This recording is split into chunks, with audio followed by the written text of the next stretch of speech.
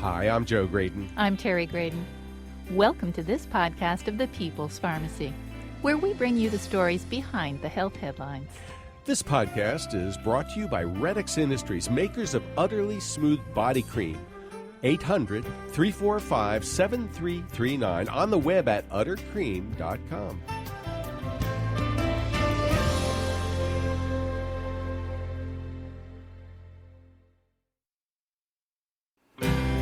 Are you confused about food flip-flops? The new Dietary Guidelines for Americans will make some significant changes in what we should eat. This is the People's Pharmacy with Terry and Joe Graydon.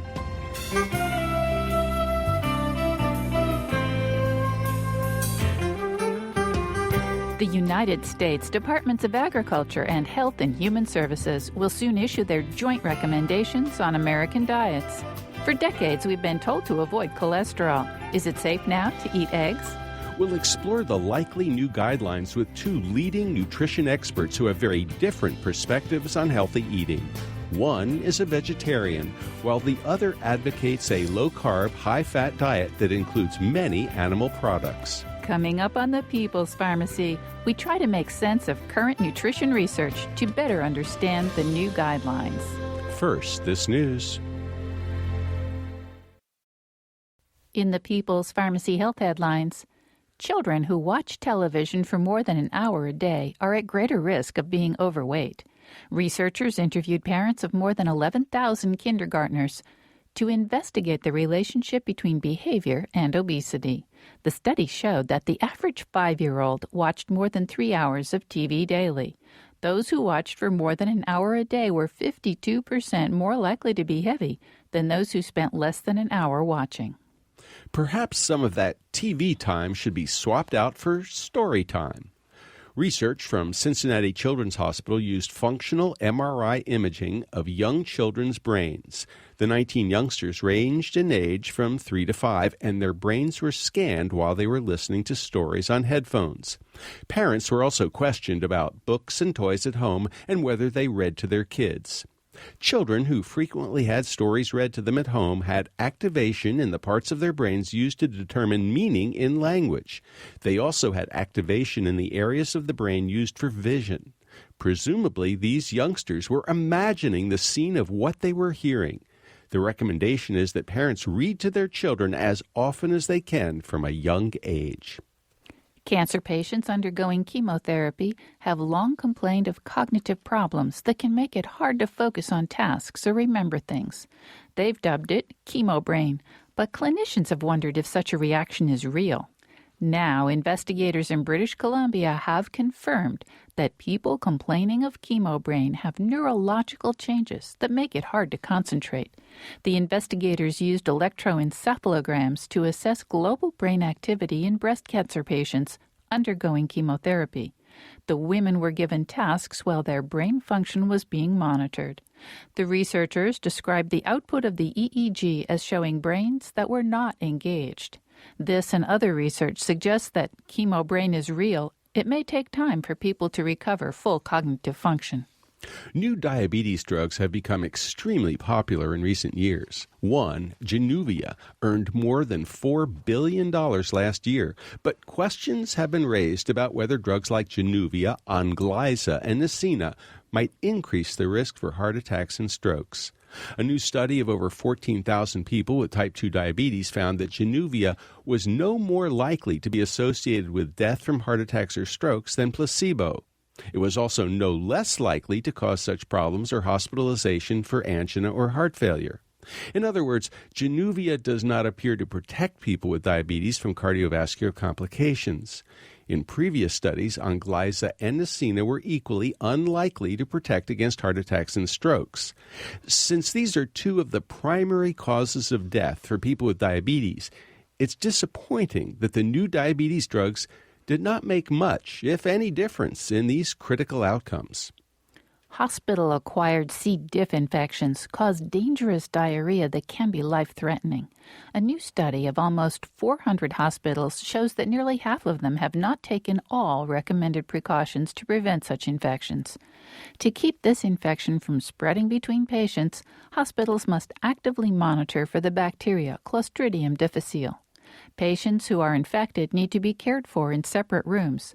Hospital personnel must wear special protective gowns and gloves, and cleaning crews have to use stringent cleaning strategies. Although the majority of the hospitals investigated are complying with these recommendations, about half of them have no policy to limit antibiotic use, a major contributor to C. diff infection. Heart failure is a hard-to-treat condition that results when the heart does not have adequate pumping power. About 5 million Americans suffer from this chronic condition, which often leads to repeat hospitalizations. A new study from California has found that heart failure patients who acknowledge feeling grateful do better both physically and mentally. 186 patients participated in this study. The subjects filled out questionnaires on their levels of gratitude, spiritual well-being, and ability to manage their heart function. They also answered questions about depression, fatigue, and sleep. Patients who reported more gratitude also slept better, were less depressed, had less fatigue, and lower indicators of inflammation. And that's the health news from the People's Pharmacy this week.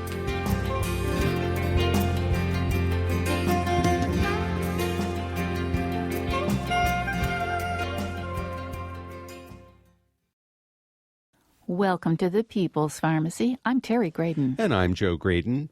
The new Dietary Guidelines for Americans will soon be released by the United States Department of Agriculture and the Department of Health and Human Services. They're updated every 5 years.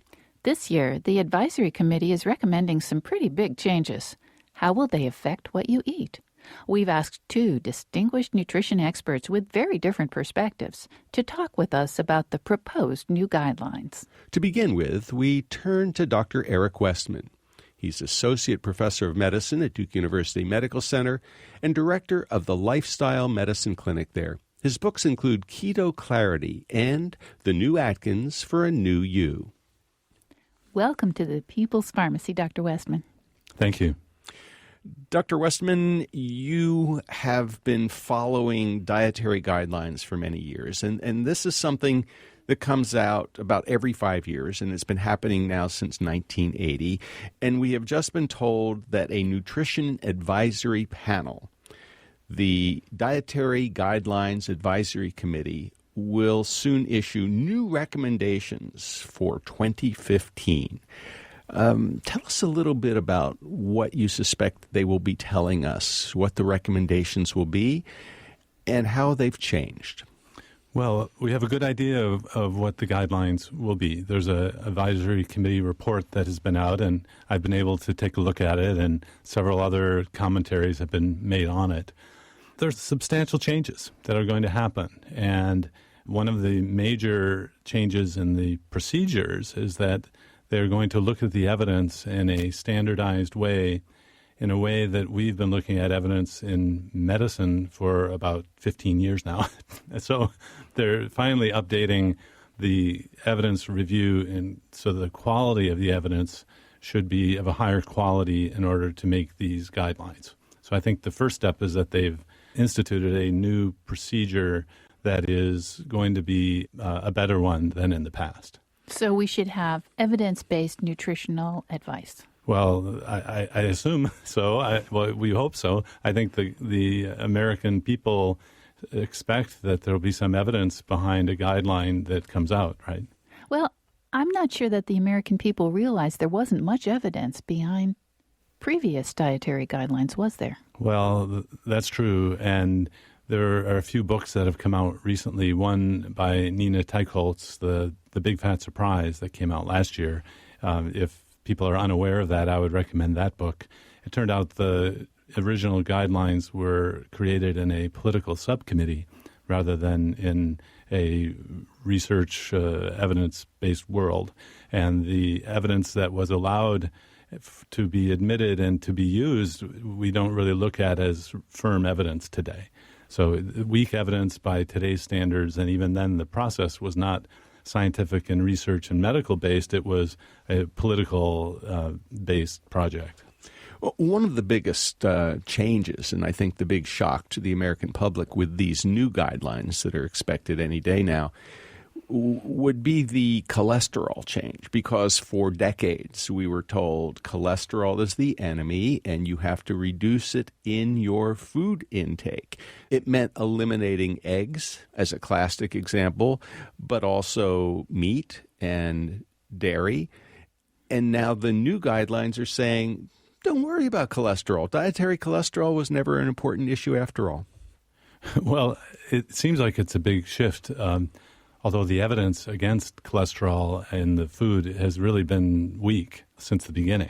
So once you understand that we were advised something that wasn't based on health, it kind of makes sense that it's good that they removed it. But, when you look at the document carefully, the change, at least in the document that I've been able to read, it just comes out of the blue. There's really no rationale for why we don't think cholesterol is bad anymore, other than the statement that the substantial evidence has shown that it's not important, that the cholesterol in the food is not related to the health, which is, I would have liked to have seen some rationale for why there was this prohibition before and now a total about face. Well, it turns out that, again, it's going in the right direction, but what they didn't apply this evidence-based guideline and expectation to was still their existing recommendations to limit salt and to limit saturated fats. They didn't apply this evidence-based idea to those things. So those still remain. So while the cholesterol is not a focus to limit it anymore, they still have a limit on saturated fats and sodium, which are not evidence-based either. So again, I guess it's a good step, but the cholesterol removal really isn't explained well. Wait a minute. Now, are you suggesting that these new recommendations, these brilliant scientists, the experts of the experts, are making recommendations about saturated fat and sodium that are not based on evidence?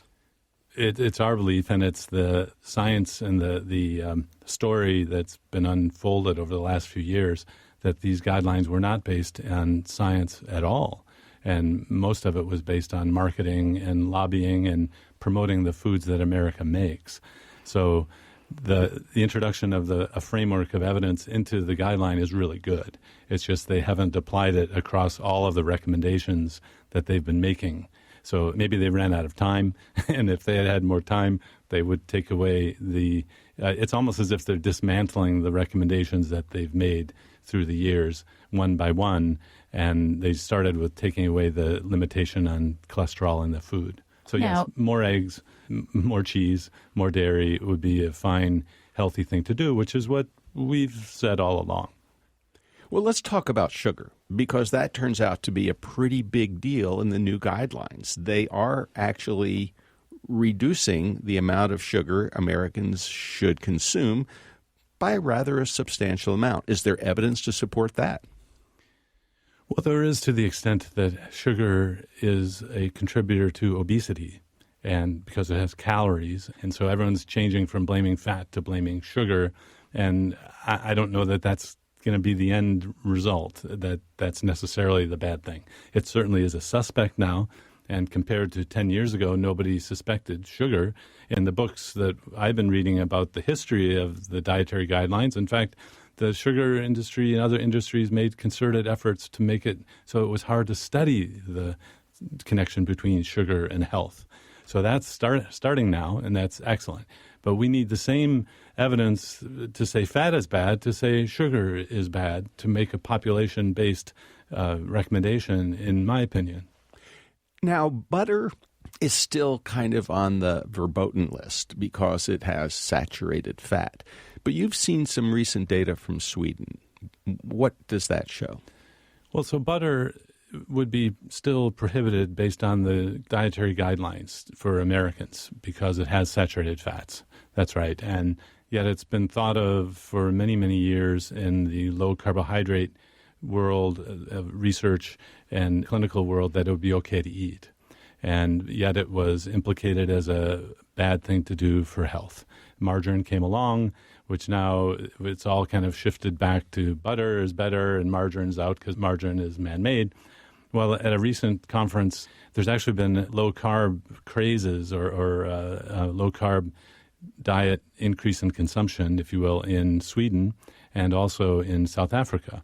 And I saw some data at a conference on low-carb diets in South Africa from the major diet doctor in Sweden. So Dr. Andreas Ienfeldt of Sweden presented data that the butter consumption has gone up 4 to 5-fold over the last few years. And yet the heart attack rate has continued to go down. So he showed in the same slide the disconnect between butter going up and heart attacks going down as a implication that perhaps butter does not necessarily cause heart attacks. It's interesting to see the things that can happen in countries, but you have to understand that we created an experiment in the U.S. by telling people to eat more carbohydrates and to limit their fats. And what we saw was an increase in obesity and diabetes over the last 40 years. So whether butter is fine for everyone, certainly in the context of Sweden, we're finding that it doesn't have bad health effects. Dr. Westman, you just mentioned that in Sweden, as butter consumption has gone up, heart attack rates have come down. But the cardiologist would probably say that's because statin prescriptions have also gone up over the last several years, and it's the statins that are preventing the heart attacks. Well, you know, of all of the specialty doctors that I work with, I'm an internal medicine specialist and an obesity medicine specialist. And I take away medicines as the obesity gets treated. I take away blood pressure medicines as they're no longer needed. I take away diabetes medicines as they're no longer needed. And the only time I've gotten an email actually was a doctor who was upset that I took a statin medicine away from someone, even though all the cholesterol measures got better. It's gotten to the point where they don't even look at the blood tests anymore, and everyone needs a statin because the latest guideline says if you're at higher risk, you should get a statin. I don't think that's the case in Sweden. We don't have the same don't see the same statin prescription use there as in the U.S. For most specialists that I work with, I need to teach them about nutrition and health because we didn't get much training in medical school or in residency, and the gap in knowledge is huge. So the data show actually that low carbohydrate, high fat diets lower the cardiometabolic risk by raising the good cholesterol better than anything we know. It also lowers triglyceride levels in the blood. So it's not that it's wrong, it's that there's just more than one way to go about it. So I think fat is probably going to end up being a healthy thing in the long run because of its effects on the good cholesterol. And we've only been focusing on the bad cholesterol. You're listening to Dr. Eric Westman, director of the Duke Lifestyle Medicine Clinic and associate professor of medicine at Duke University Medical Center. His books include Keto Clarity and The New Atkins for a New You. We need to take a short break. When we come back, we'll find out how to move the needle away from diabetes and obesity. Can people with diabetes eat bread? We'll also talk with Dr. Christopher Gardner, professor of medicine at the Stanford Prevention Research Center, and get his perspective on the new guidelines and the controversy surrounding them. After decades out of favor, eggs and shrimp are now considered okay. What changed? Do we need to steer clear of saturated fat, even from plant sources?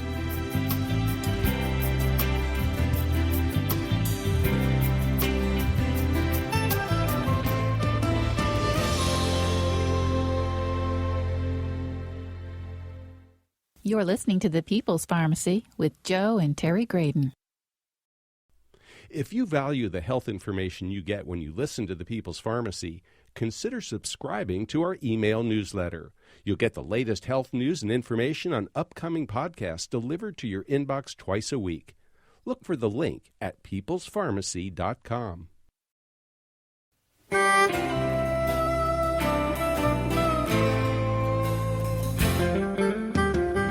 Welcome back to The People's Pharmacy. I'm Terry Graydon. And I'm Joe Graydon. The People's Pharmacy is made possible in part by Redx Industries, makers of utterly smooth creams and lotions that deeply moisturize to make dry skin feel soft and smooth. The number's 800-345-7339. Online at uttercream.com. And by Squatty Potty Toilet Step Stools, creating healthy toilet posture for fast, easy elimination. More information about how toilet posture affects your health at squattypotty.com. If you'd like to order a CD of this show, you can call 800-732-2334. Today's show, number 991. That phone number, 800-732-2334, online at peoplespharmacy.com. Today on the People's Pharmacy, our topic is the forthcoming Dietary Guidelines for Americans. We're exploring a couple of different perspectives. Our first guest is Dr. Eric Westman, Associate Professor of Medicine at Duke University Medical Center.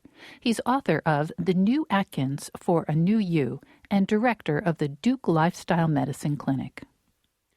You suggested that you can make a difference when it comes to obesity and diabetes, which are two of the biggest health problems facing not just America, but the world today. How do you do it? What's the magic? Because a lot of people who are listening to us are saying, well, yeah, I'd love to be able to control my type 2 diabetes without medication. I'd love to be able to lose 10 or 15 or 20 or 30 or 40 pounds without necessarily taking drugs or having to run a marathon. So tell us the magic. Well, to get back to the guideline just for a moment, 10 years ago, the governmental guidelines didn't consider that the U.S. had an epidemic of obesity and diabetes. It wasn't part of their charter, but it is today.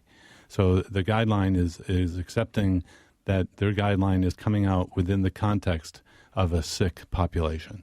It's not just a guideline for healthy folks, which was what they were assuming 10 years ago. So that's a good step in the right direction.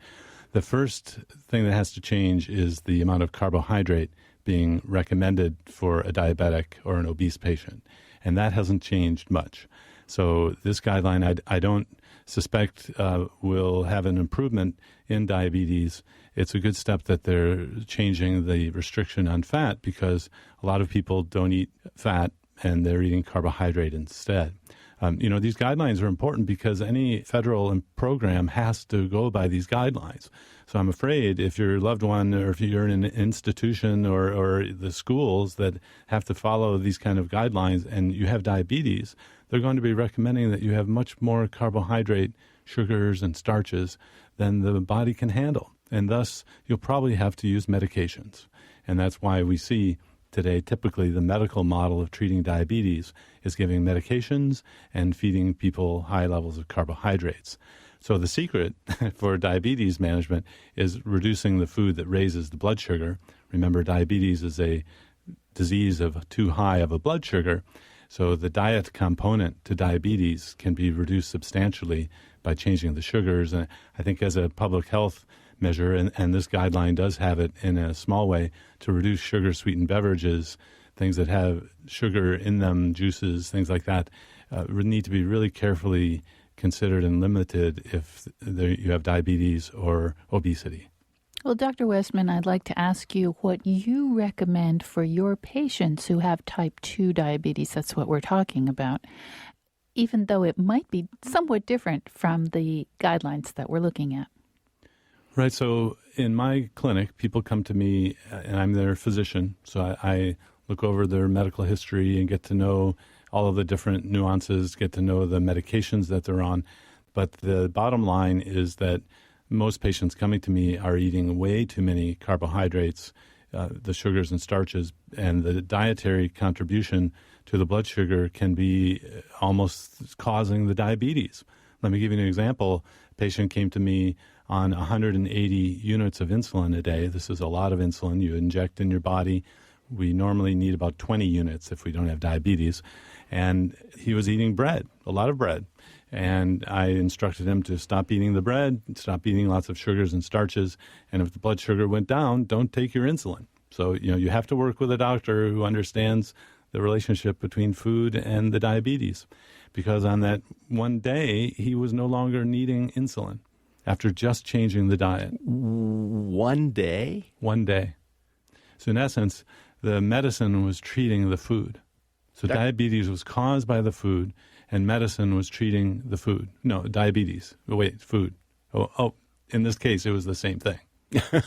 So by changing his diet, and not even that radically, cutting back on the bread, cutting back on the starches, and cutting back on the sugar, you were actually able to help him get off insulin in a very short period of time. Yes, and the typical way of measuring diabetes is called the hemoglobin A1C percent. And percent of hemoglobin over 3 months, it gives you a rough idea of how bad the diabetes was. So in this person, the diabetes level was really bad. The hemoglobin A1C was 11%. Oh, my. Normal being under 5. And in that period of time, over the next 6 to 8 weeks, the hemoglobin A1C was down to 7%, which means it's almost, well, he's within the guidelines of what would be expected of good treatment, now off his insulin.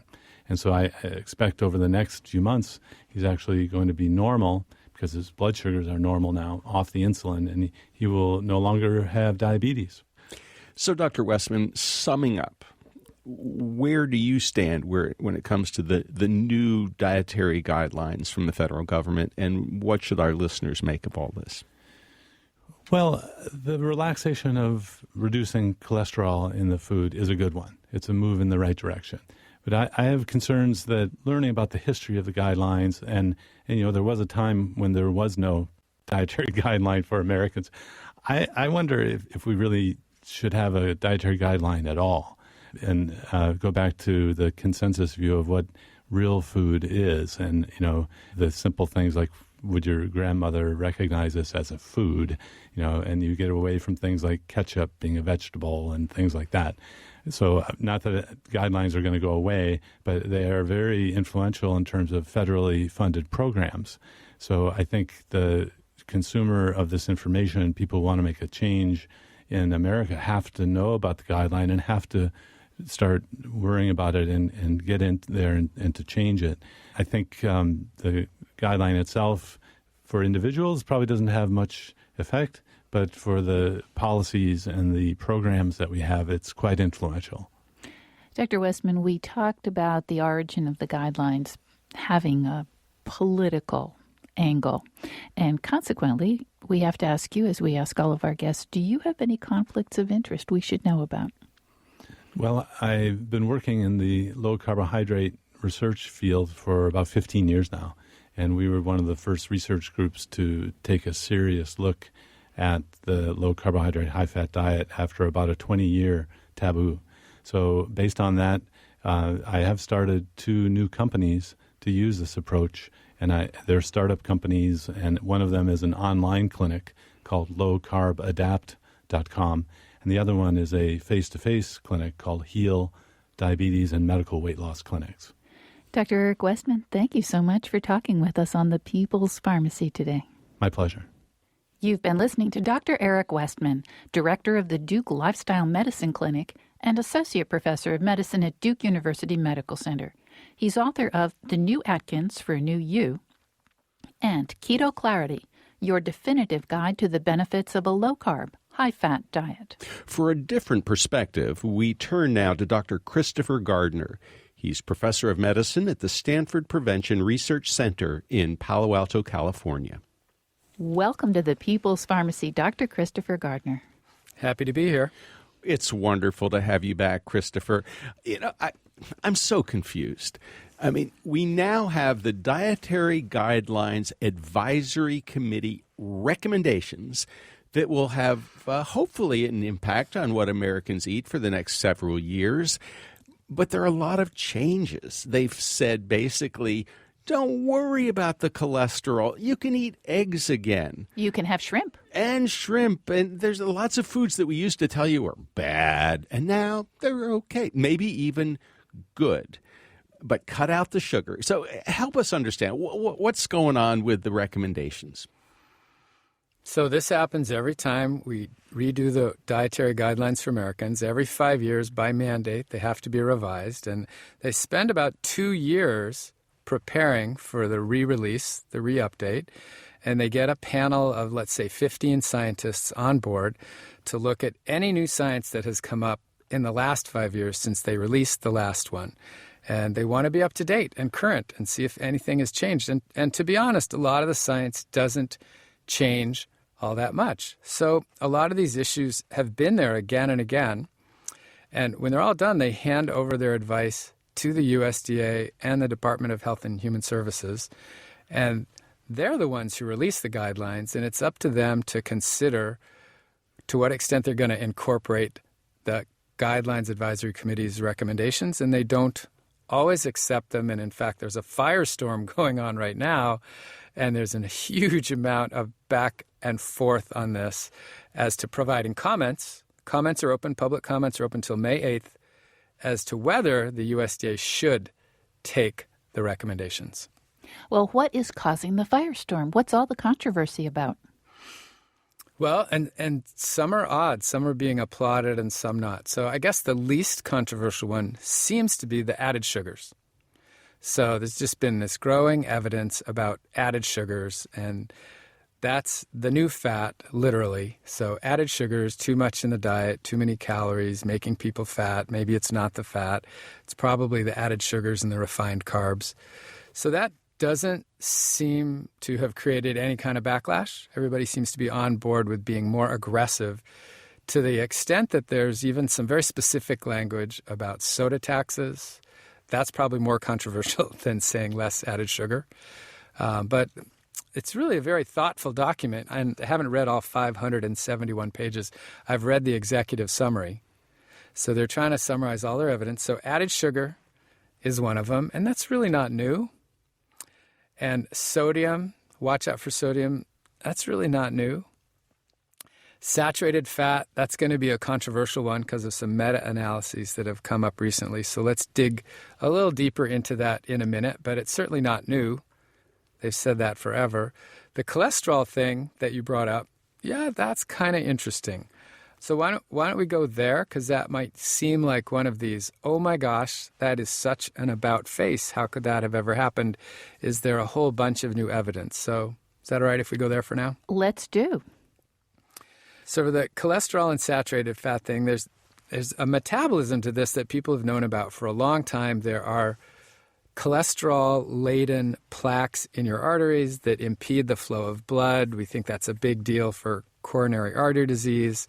There's blood levels of cholesterol that get carried by LDL and HDL particles, and there's cholesterol in your diet. So does the cholesterol in your diet go to the cholesterol in your blood, go into the plaque? And forever we've known that there's a disconnect there. So you can go back decades and see that all the dietary cholesterol that you consume goes to the liver before it goes anywhere else. And a lot of people have the capacity to downregulate how much the liver was going to make anyway that day. And so if you've eaten a bunch of dietary cholesterol, whatever you absorbed is simply compensated for by the liver making less. But it's not really the dietary cholesterol so much that adds to our blood cholesterol, and that isn't new. So the saturated fat, let's kind of go there for a moment. The saturated fat, we also know the mechanism there. You eat saturated fat, you absorb it into your body. Your cells have receptors for the LDL particles, the low-density lipoprotein particles, that carry most of the cholesterol in the blood, and these receptors are supposed to grab it out of the blood, pull it into the cell to be utilized. And the metabolism of this was figured out decades ago. If you eat saturated fat, it's what we call down-regulating those receptors. The receptors aren't as available. Not as much LDL comes out of the blood. It stays in the blood for longer. And so I've been teaching this for 15 years. It's the saturated fat in your diet more than the cholesterol in your diet that impacts the cholesterol in your blood. So they've backed off on dietary cholesterol guidelines. They haven't backed off on the saturated fat guidelines. Now, right or wrong, we should go there again in a minute, but let's go do the eggs and shrimp thing again. They said, really it doesn't look like the cholesterol is that big a deal, which might liberate some eggs and shrimp. Does it liberate all the other foods that have high cholesterol? Well, most of the other ones have a lot of saturated fat, and they haven't backed off on the saturated fat. I bet you that's not really very clear, that it's not just open season on cholesterol. It's just saying, the eggs and shrimp, because they don't have saturated fat, they're mostly the cholesterol that we're worried about. That's not as big a deal as we've been telling people, so you could ease off on those. So start there. Did that make sense? That all makes sense. Now, Dr. Gardner, saturated fat.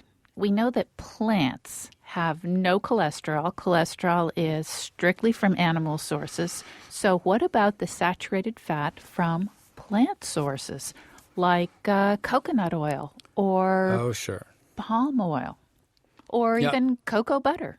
Great place to start. It's already very complicated right there. So there's different kinds of saturated fats. Those aren't just in animal products. I have said on your radio show in the past, I love this coconut curry veggie dish that I eat. And it has coconut milk in it, which has saturated coconut fat, which helps me eat a ton of vegetables because I love the taste of this coconut curried vegetable dish. And I'll bet if there was an adverse effect of the coconut saturated fat, that I've completely squelched it by all the vegetables I ate in my coconut curried veggie dish. So then we're back to the whole, what are you eating your palm oil or your coconut oil with? So yes, those different chain lengths of fats are important. If you go back to the really old literature, coconut fat being really interesting, head-to-head coconut oil compared to some other oils, coconut oil raises LDL cholesterol, the bad one, more than any other oil, but it also raises the HDL cholesterol, the good one, more than any other oil. And if you want to focus on the LDL-HDL ratio, there's actually a slight benefit from coconut oil relative to some things like olive oil or something else because of the ratio. Depending on whose research you cherry pick, you could make a case for coconut oil being good for you if you use LDL and HDL. There's really a very important food chemistry point to the saturated fat, which is it's solid at room temperature. So trans fats, which we've vilified for a long time and got a lot of those out of our diet, that's basically not a saturated fat, but it acts like one. It's solid at room temperature. And a lot of packaged processed foods we're using trans fats. And I'm going to use my simple example of a cupcake that has icing on it. A cupcake with icing needs solid fat so that the icing doesn't melt and roll off the cupcake. And for a long time, we had trans fat in the icing on the cupcake. And then we said, no, trans fats are terrible for you. You can't have them anymore. Please eliminate all your trans fats. And so now we make the icing on the cupcakes with palm oil. So palm oil is a saturated fat, which we could get into the metabolism of whether that's good or bad for you. But at the end of the day, it was used to help sell more cupcakes because the cupcakes sell more if there's frosting on top than if there isn't frosting. Oh, you can drown in the details, but let's just stick with that and move on that you're right, not all the saturated fats are the same. And coconut, I'm still up for that one for flavoring foods. You're listening to Dr. Christopher Gardner, Professor of Medicine at the Stanford Prevention Research Center. Coming up, we'll find out just how bad saturated fats really are. Are the guidelines really encouraging all of us to eat vegetarian or even vegan diets? What does eating a healthy diet have to do with a healthy environment? Can we have both?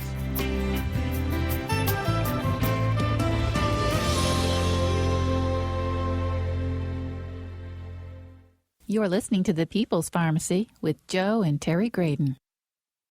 Thanks for listening to this podcast of The People's Pharmacy. If you like it, why not rate or review it in the iTunes store? We'd appreciate it.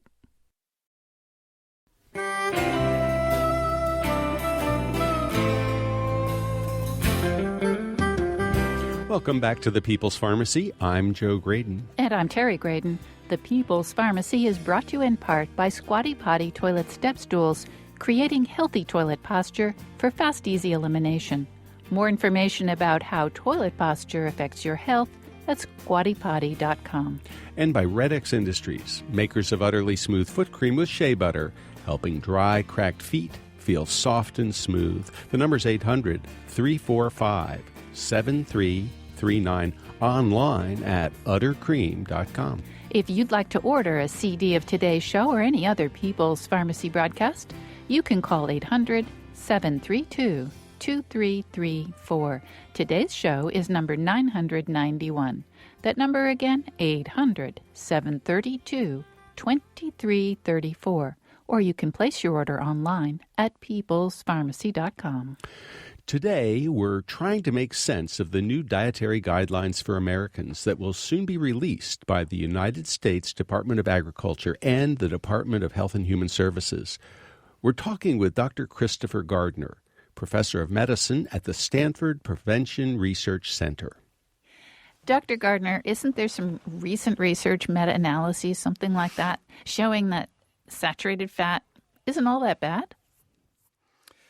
So there are two papers. One got a lot of press just last year from the Annals of Internal Medicine, and one is actually about 5 years old, that Drs. Ron Krauss and Frank Hu and others reported basically the same finding about 5 years ago. I'm not sure why that one didn't get more attention, but this last one did.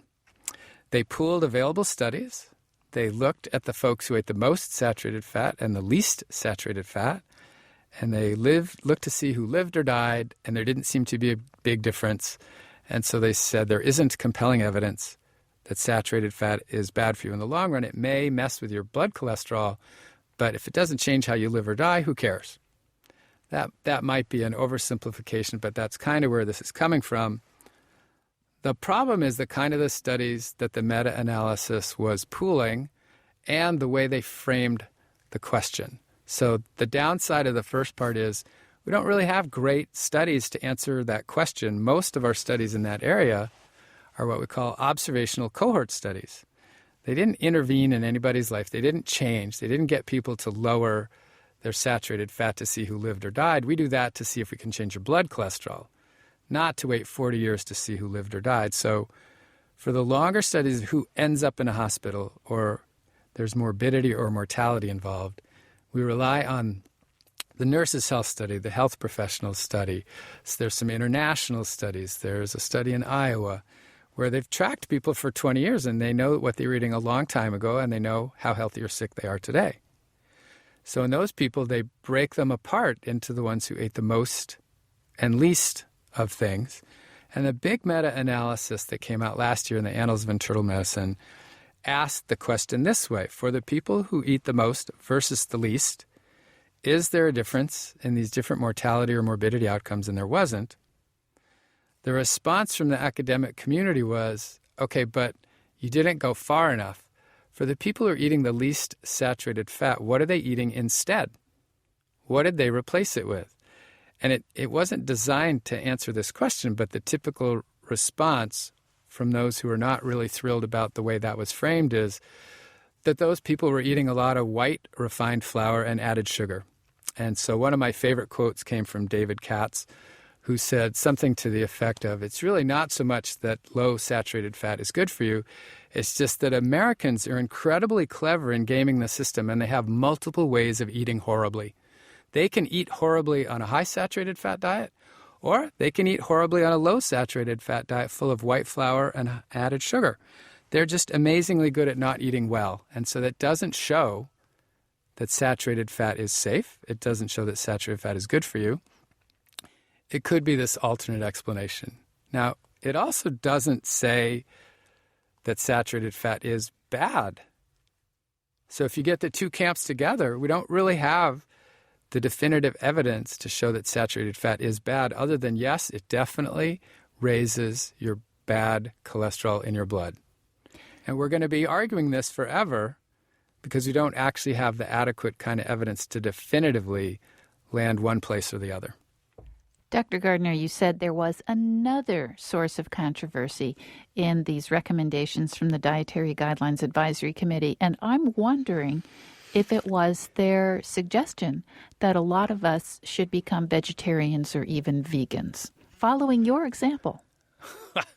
Okay, and I think that is a complete misrepresentation of what they said, the way you framed it, but I'm looking at a headline right now. Federal panel recommends vegan diet for the first time. It's really, if anybody's read it, that's really not what it says. So in the last guidelines update in 2010, and you're right, I've been a vegetarian for 30 years, so I'm sensitive to this issue. They acknowledged for the first time in 2010 that a vegetarian eating pattern was pretty consistent with a healthful pattern, and it was rough language. It was maybe, but it got acknowledged more in 2010 than before. In these guidelines, they said there are really 3 dietary patterns that we think are consistent with the whole combination of nutrients and foods that we find beneficial for Americans. One is the Mediterranean diet, one is the DASH diet, and one is the vegetarian diet. And if you really look closely how they said that, they didn't even say it that way. They said a healthy Mediterranean, a healthy DASH diet, and a healthy vegetarian diet. And I'm really glad they said it that way, because you can game any of those. You can choose to eat the easiest, most packaged, processed Mediterranean or DASH or vegetarian diet and game it so it's really not a healthful diet. So they very specifically said those are 3 patterns. If you follow them in a healthful way, they're all okay for you. And it was tied with another statement that said we should be eating more plant-based diet, not vegan, not vegetarian. They said more plant-based, and we should shift away from more animal-based foods, that could have a big impact on the animal livestock industry in the U.S., which is where the firestorm is coming from. But it was the next statement that really created the fuel for the fire, which is not only would this be healthful for humans, but it would also be good for the environment, because we're now looking at more nationally and globally what this does to air and water and soil and things like that. And to me, that is what has touched off the firestorm. One of Tom Vilsack's comments in response to that was that the Dietary Guidelines Advisory Committee is coloring outside the lines. This is not within their purview. They're supposed to comment about nutrition.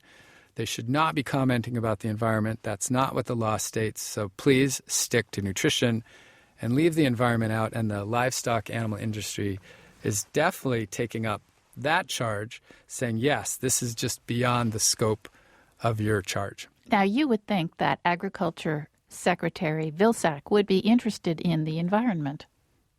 Well, and I think he is. He's got to be in a really tough place. I mean, picture what this is. The USDA represents all of agriculture. It represents pork, egg, poultry, beef. It represents broccoli, bell peppers, green lettuces. Those are all its constituents. It's representing all of them, and it's charged with human health. Now, realistically, the dietary guidelines should probably be taken out of the USDA and given to the Department of Health and Human Services because of this conflict of interest. But it isn't. It still goes there, and in many ways it makes sense, because the USDA is helping us get access to the food that gets produced, and there have got to be some scientists who know what's good for us, but there's certainly a conflict of interest there. So this is a topic of enormous interest to me, if I can build on this, because I actually teach a class.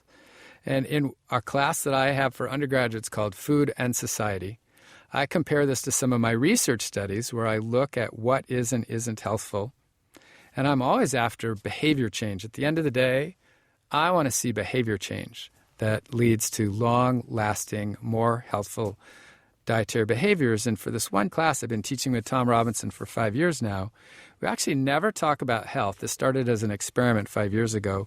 We only talk about animal rights and welfare, food and climate change, food and human labor abuses, if you're thinking about the people who work in the slaughterhouses at the fast line speeds, and the fast food workers who work in the fast food industry and don't get a whole lot of training, and how much they get abused in their jobs and underpaid.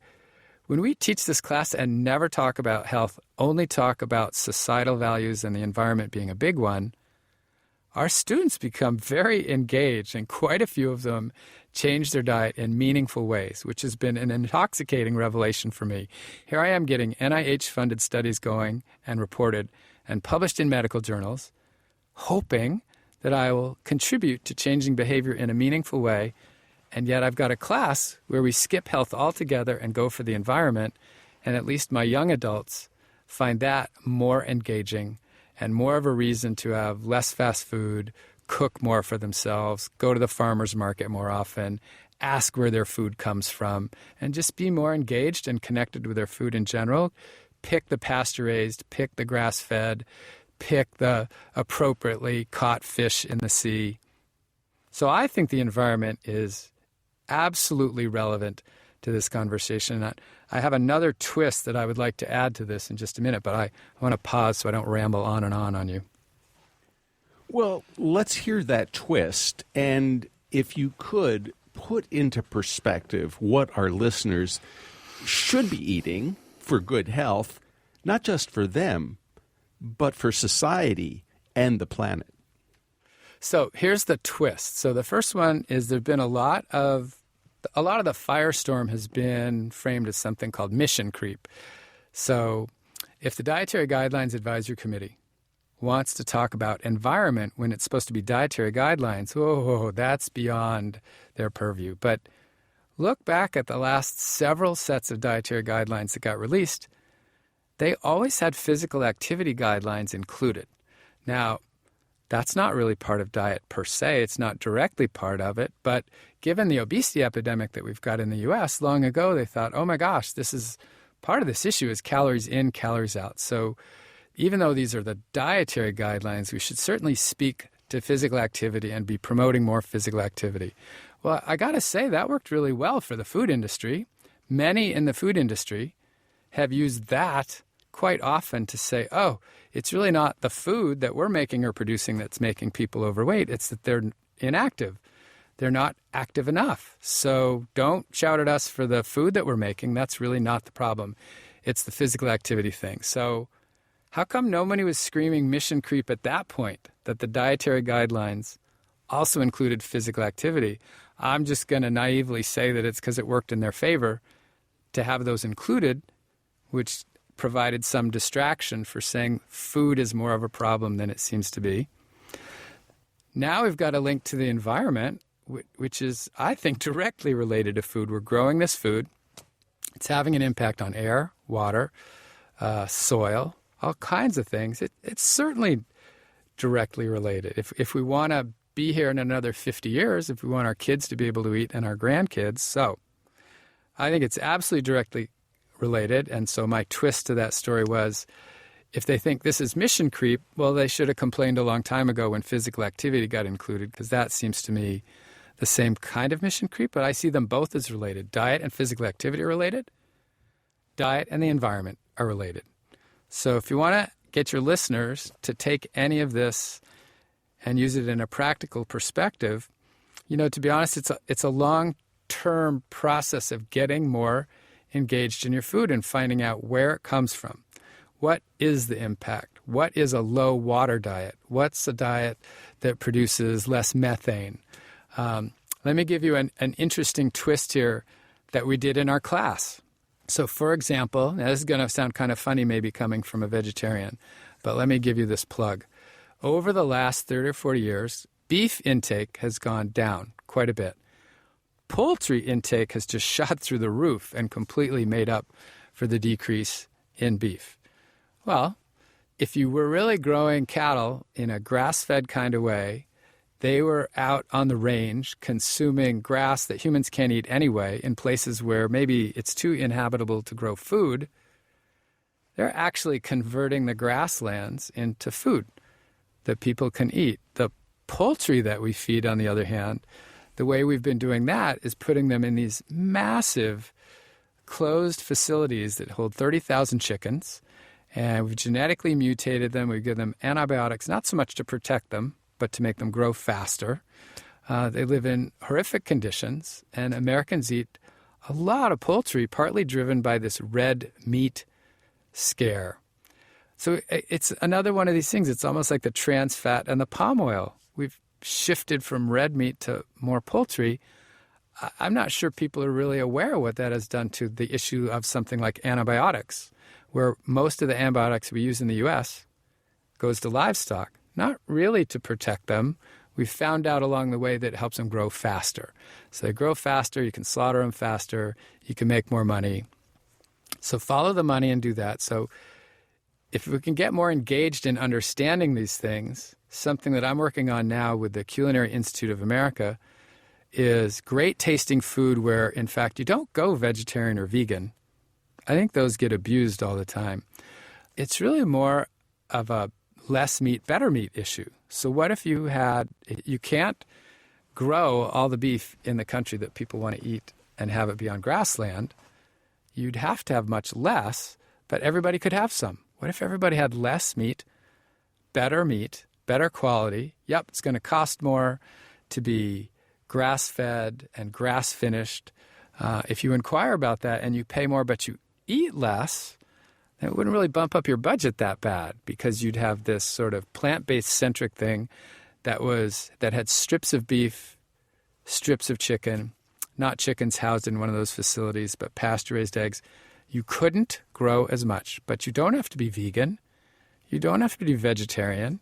So understand the food source to the extent that you understand what the current practices are doing to air, water, soil, and the humans responsible for producing the food who are underpaid and overworked. Dr. Christopher Gardner, you've really given us a lot of, food for thought. Thank you so much. Joe and Terry, it's a pleasure as always to talk with you. You've been listening to Dr. Christopher Gardner, professor of medicine at the Stanford Prevention Research Center. Earlier in the show, you heard from Dr. Eric Westman, associate professor of medicine at Duke University Medical Center and director of the Lifestyle Medicine Clinic there. His books include Keto Clarity and The New Atkins for a New You. Lynn Siegel produced today's show. Al Wadarsky engineers the program. Dave Graydon edits our interviews. The People's Pharmacy is produced at the studios of North Carolina Public Radio, WUNC.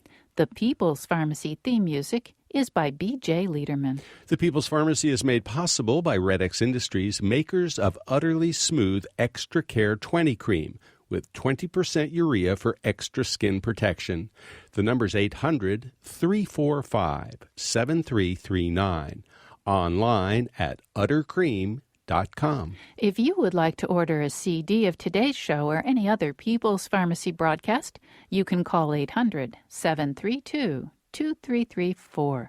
Today's show is number 991.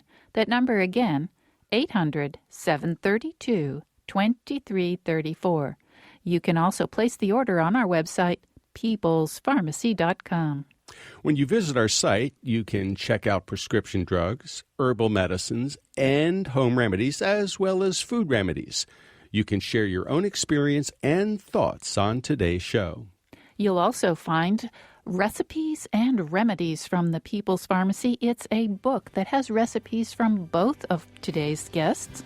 There's Dr. Gardner's famous Gypsy Soup adaptation from the original by Molly Katzen, and Dr. Westman has contributed a wonderful recipe for a crustless cauliflower quiche. When you go to the site, you can also sign up for our free online newsletter or the free podcast of the show. You'll never miss another People's Pharmacy program again. You can also share it with a friend. It's all there at peoplespharmacy.com. In Durham, North Carolina, I'm Joe Graydon. And I'm Terry Graydon. Thanks so much for listening. And please join us again next week when we'll talk with Dr. David Cayley of Duke University Medical Center about dizziness.